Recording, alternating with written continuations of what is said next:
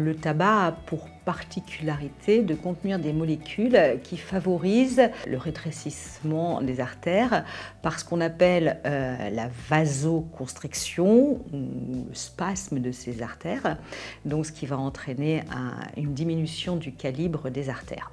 Le tabac a un autre effet sur les artères, c'est qu'il peut favoriser la formation de caillots à l'intérieur des artères, et donc on comprend que rétrécissement, vasoconstriction des artères plus caillots, ça risque de provoquer une obstruction au niveau des artères, et quand il s'agit des artères coronaires au niveau du cœur, eh bien cela peut provoquer un infarctus du myocarde. Donc le tabac est une des premières causes d'infarctus du myocarde et il est donc formellement contre-indiqué.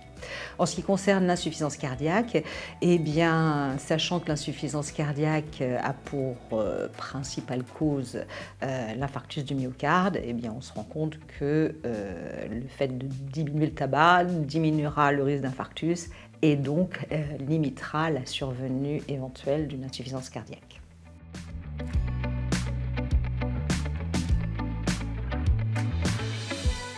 Quand on a une maladie coronarienne et ou une insuffisance cardiaque due à un infarctus, eh bien, si on continue de fumer, on risque de provoquer la récidive d'un infarctus et d'aggraver une insuffisance cardiaque éventuellement déjà existante, voire de déclencher une insuffisance cardiaque puisqu'on peut avoir fait initialement un petit infarctus et puis le fait de refaire un infarctus, eh bien, ça va dégrader la fonction cardiaque et ça va pouvoir entraîner une insuffisance cardiaque.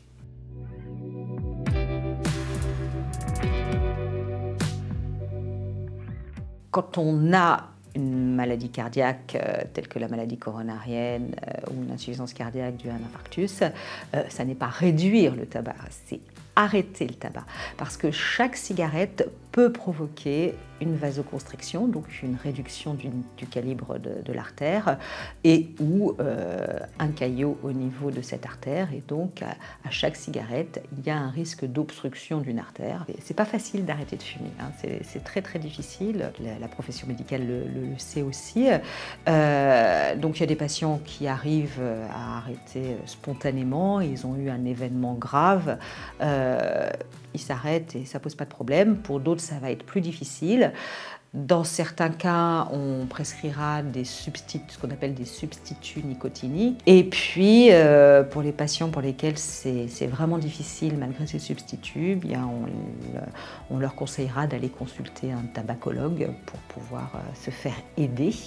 Et puis, ne pas hésiter à en parler avec son médecin. Quelle que soit la pathologie qu'on a, cardiologique ou autre, il va falloir en discuter. Les cardiologues sont souvent confrontés à cette situation et donc peuvent proposer différentes solutions.